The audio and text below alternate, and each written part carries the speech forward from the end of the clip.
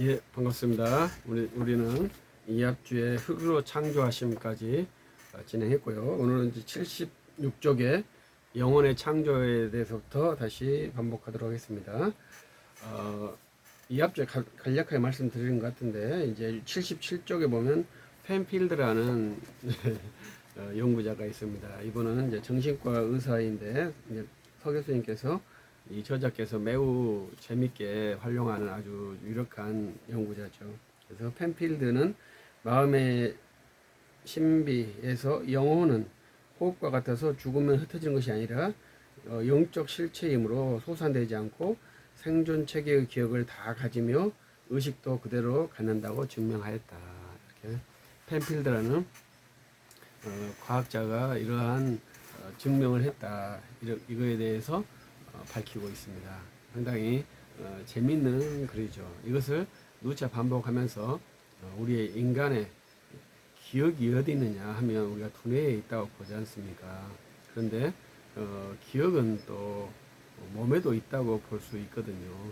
그것은 이제 프로야구 선수나 이렇게 많은 스포츠 선수들이 하는 걸 보면 그렇게도 생각할 수 있습니다.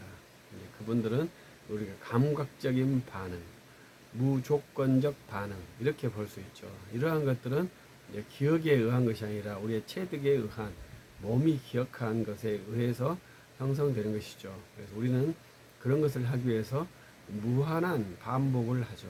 그래서 우리는 단순한 기억을 형성시켜서 말하는 것이 아니라 체득된 지식을 말하는 그러한 사람이 되어야 되죠. 그래서 우리가 거짓말 탐지기 같은 것을 볼 때도 눈동자 같은 것, 눈동자가 흔들리는 것 같은 것도 이제 감지를 하죠. 눈동자 흔들린다는 것은 많이 생각하고 있기 때문에 거짓말일 확률이 높다. 이렇게 보는 거 아니겠습니까? 우리가, 저도 이제 설교 영상을 보면 눈동자가 많이 흔들릴 때가 있어요. 그것은 생각을 하고 있는 거죠. 말하면서 생각을 하는 거죠. 그러나 확신에 찬 것은 눈동자가 흔들리지 않아요. 그래서 눈동자가 흔들리지 않을 때 우리는 확신에 차 있다.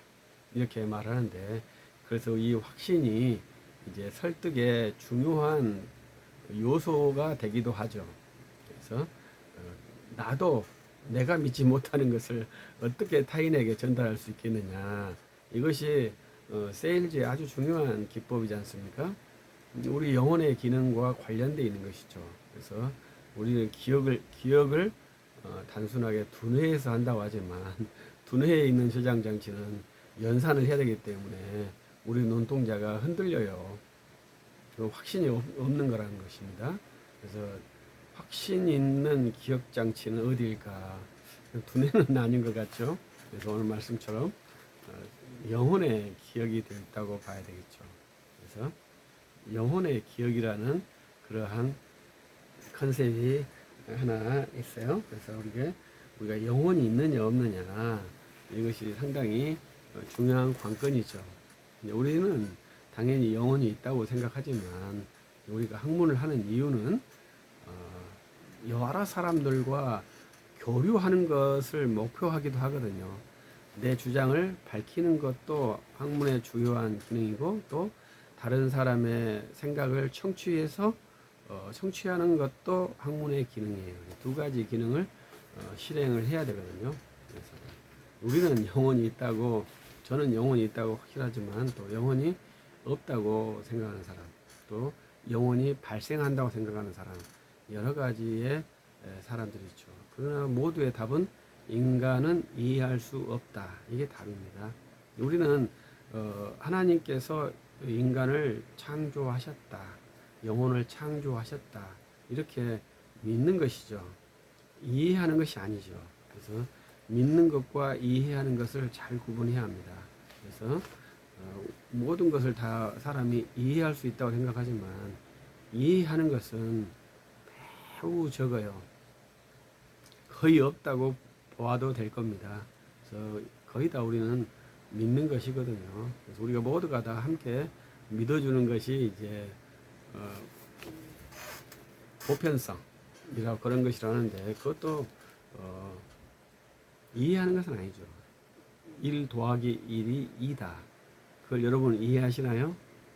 그 우리가 약속한 것이죠. 1과 1이라는 숫자와 2라는 숫자를 약속해서 우리의 모든 세계를 운영하는 생활 체계로 만든 것이지 그걸 증명해서 만든 건 아닙니다.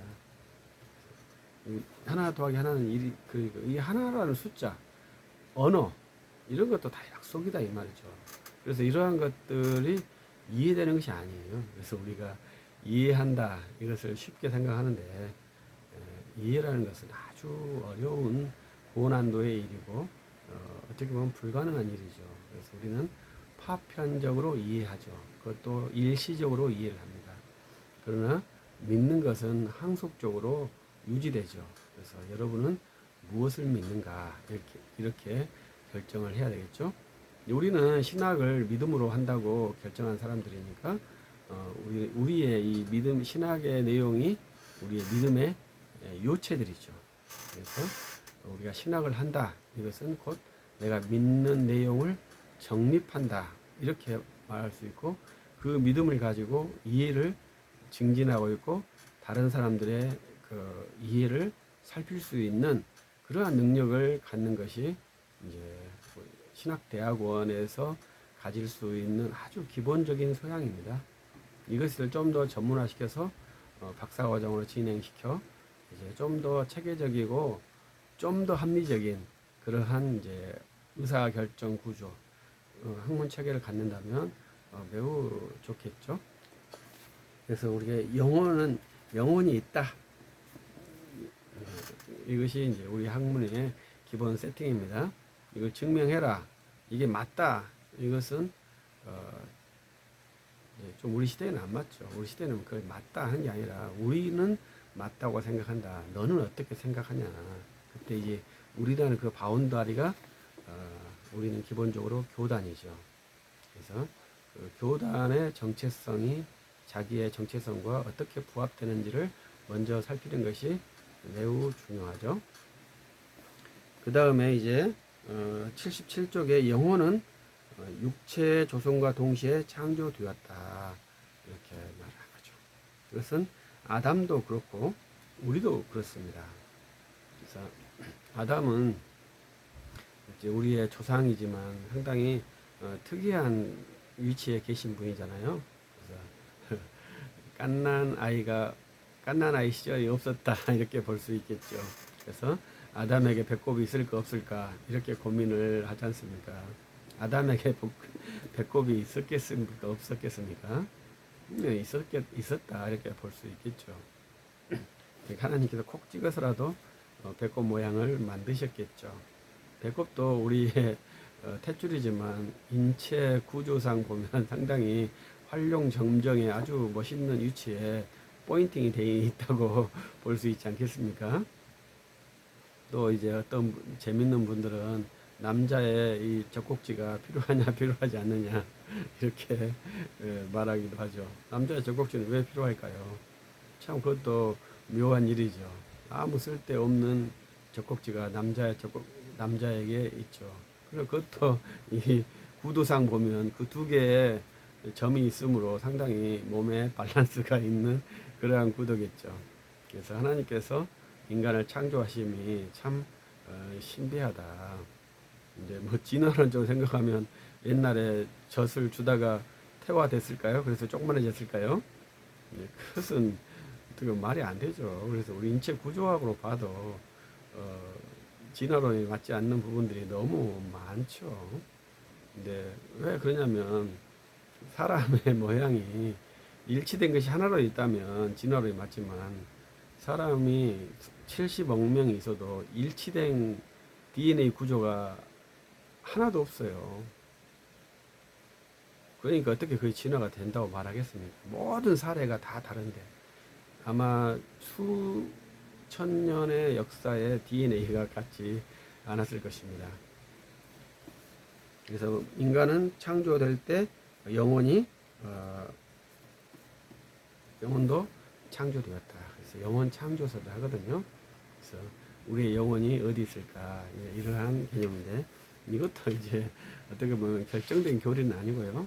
우리가 믿는 것이고 다른 사람들은 다르게 믿을 수 있습니다.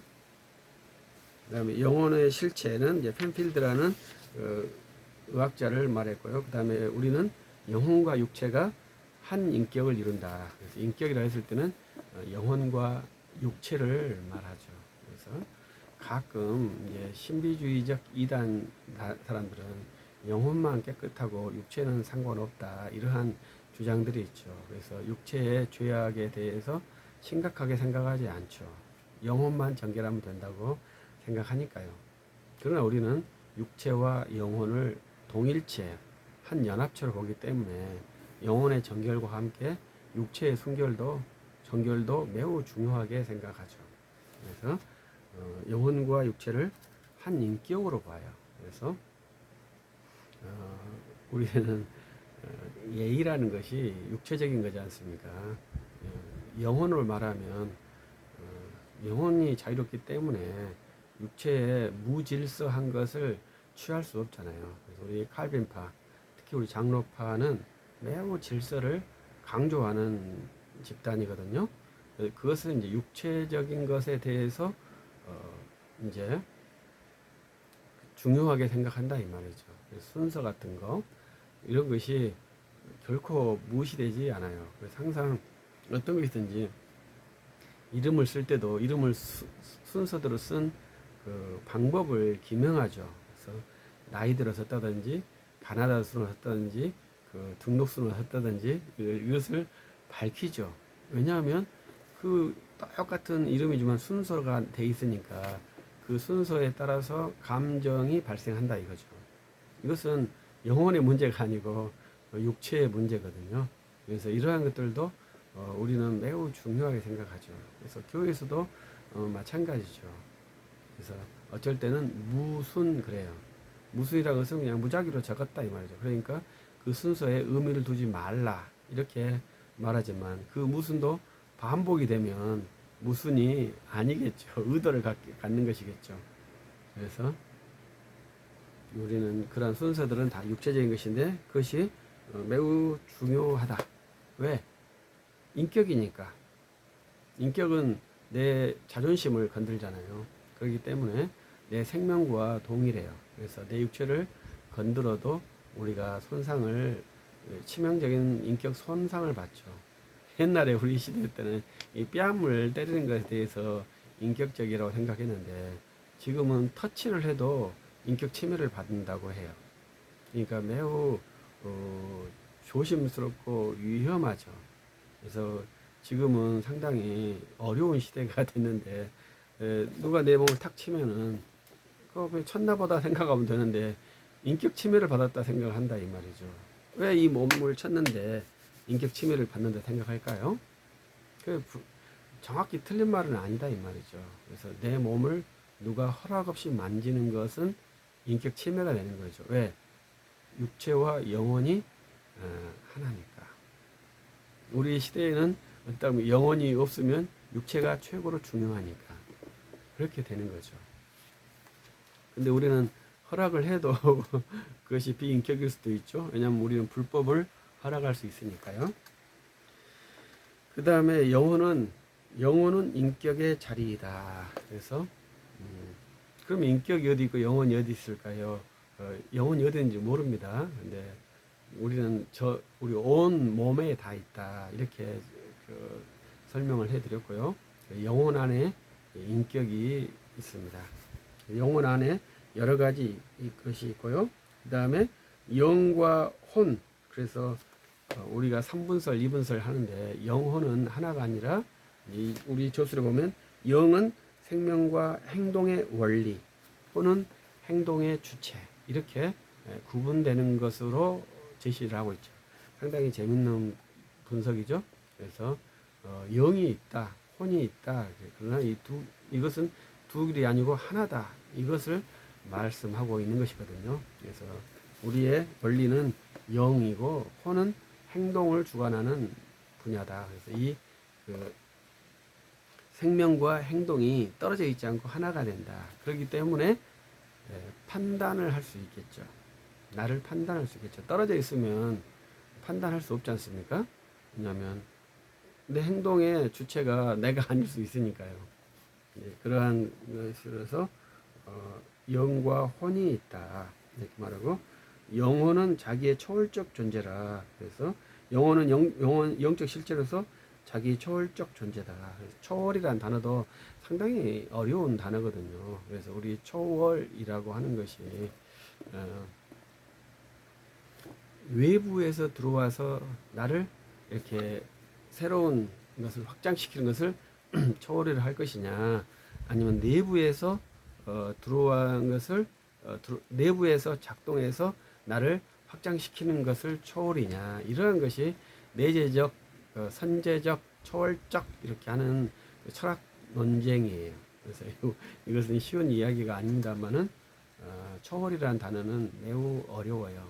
그러나 옛날에는 이제 우리 자유주의 아주 낭만주의가 심했을 때는 내 내재에서 다 성장하는 것을 다 초월로 분석을 했거든요. 그러나 이제 우리 현대 신학에 와서는 이제 외부에서 들어와서 내부와 작용해서 형성되어지는 것, 성장하는 것을 다 초월로 평가를 하죠.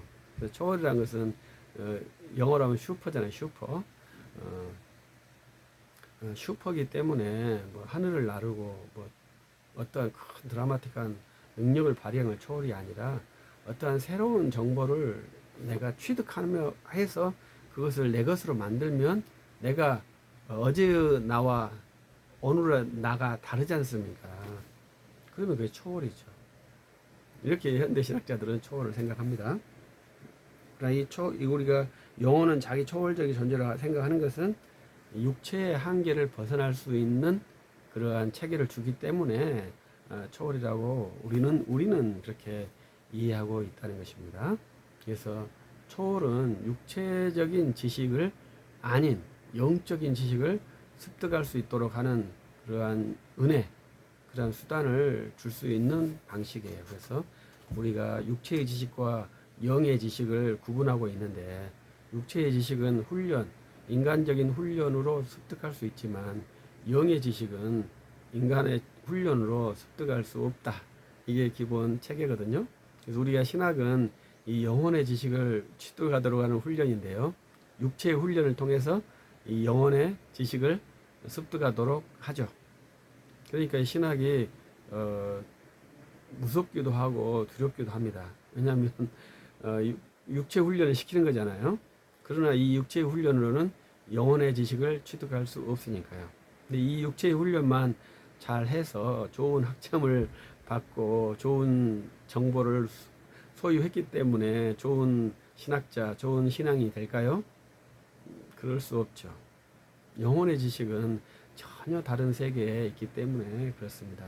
우리는 내가 아는 지식을 전달해서, 내가 아는 정보를 전달해서 저 사람을 설득시킨다, 이러한 구도는 복음 전도도 아니고 신학 연마도 아니죠. 신학은 모두가 다 자기화해야 합니다. 학문도 자기화해야 되지만 신학은 특히 자기화해야 되죠. 왜냐하면 결국 신학의 주요 결정은 나와 주님과의 관계에서 형성되는 것이지, 그 땅의 선생과 나와 관계에서 형성되는 것이 아니거든요. 매우 참 슬픈, 참 안타까운 일이죠. 그럼에도 불구하고 나를 가르쳐 준 선생님을 존경하는 것은 내가 육체의 사람이니까. 그러나 나의 결정은 주 예수 그리스도께 있지 이 땅에 있는 게 아니죠. 그렇기 때문에 우리가 쉽지 않다. 그래서 영혼의 일을 하는 것이 쉽지 않다. 이렇게 볼 수 있는 것입니다. 그래서 영혼은 독자적이고 살아있는 실체다. 영혼은 사고하는 실체다. 영혼은 인식과 욕망의 능력을 가진다. 그 다음에 지성의 사물 탐구 능력이 있다. 영혼은 의지 결정을 가진다. 이렇게 말하고 있고, 영혼은 양심과 감정을 가진다. 영혼은 영적이고 비공간적이다. 영혼은 자유 결정적인 존재다. 창조주는 인간을 인격적인 존재로 존중하신다. 영혼은 신 형상의 자리에 있다. 그러니까 이 영혼에 대한 이해가 상당히 깊고 넓지 않습니까? 이렇게 이해한 신학자는 없어요. 그래서 여러분들이 영혼을 한번 깊게 탐구할 수 있기를 바라고요. 그래서 이 사람이 생각한다, 이게 쉽지 않다는 것을 증명하는 것이죠. 여러분들도 생각하지 않습니까? 왜 생각을 하겠습니까? 좀 외람된 표현이지만 사람은 치매 걸리신 분들도 자존심이 있어요. 그래서 표현을 못하지만 다 자기를 무시한다, 무시하지 않는다, 다 알아요. 그것도 자기의 판단 규범에 의해서 그렇게 판단하는데, 인간의 공통적인 함수가 있어요. 어떤 사람은 이제 그 개인 개별화에 따라서 약간의 차이가 있습니다만은 공통적인 그것이 있어요. 가장 공통적인 것은 시끄러운 것을 싫어한다는 거. 이런 것은 이제 공통적인 것이죠. 그래서 큰 소리로 말하면 기분이 나쁘게 하죠. 그러니까 이제 청각 장애가 있는 사람한테도 우리가 그분을 위해서 큰 소리로 말하는데, 어쩔 때는 그분이 청각이 약간 좋아져가지고 큰 소리로 말하면, 야, 너는 왜 나한테 소리 질러? 이렇게 짜증을 내시죠. 항상 이제 귀가 소리 질 때는 잘 들린다 그랬다는데, 어쩔 때는 이 청각 기능도 이렇게 사이클이 있기 때문에 성능이 좋아질 때가 있거든요. 그때 소리 지르면은 그분이 짜증을 낸다는 것이죠. 참 이해할 살기 쉽지 않는 우리 인간의 모습이죠. 왜 그러냐? 영혼이 있기 때문에 그렇죠. 그래서 하나님께서는 자기 백성이 존귀함을 받도록 창조를 하셨기 때문에, 인간이 자기를 무시한다 생각하면 그 인간은 생명을 걸고 그것을 항거하도록 구조화되어 있죠. 그래서 그것을 내가 포기하고 생존을 택했을 때 오는 비극이 많죠. 그럴 때 상당히 살기 어려운 그러한 모습을 갖고 있죠. 그래서 우리 크리스천들, 특히 크리스천 지도자들은 그 생존과 그 영혼의 자유의 관계에서 이 영혼의 자유를 선택하고 생존의 권한을 선택할 수 있는 이 두 개를 할 수 있는 것이 아주 중요한 요소라고 생각을 합니다. 그래서 우리가 좀 가난하게 살더라도 영혼이 자유로울 수 있다면, 그것이 하나님께서 자기 백성을 만드시는 많은 사람들에게 그러한 하나의 표상을 주는 것이 우리 크리스천 지도자들이 해야 할 일이거든요. 그래서 우리가 완전하지는 못하지만 그 불완전한 모습에서 주는 한 표상이 이제 많은 크리스천들에게 또 사회에 한 표상을 줄 수 있는데, 그것이 바로 영혼의 자유라고 말할 수 있겠죠. 그래서 우리들은, 우리와 함께 신학 훈련하신 분들은 이 영혼이 압제받지 않는, 또 우리 파우스처럼 거래하는 그렇게 사람도 있겠습니다만은, 그런 거래를 하지 않는 그런 자유로운 영혼을 가지고 주님과 함께 십자가를 지고 갈 수 있는 거룩한 영혼, 능력 있는 영혼이 될 수 있기를 기대하면서 일단 이번 강의는 마치도록 하겠습니다. 수고하셨습니다.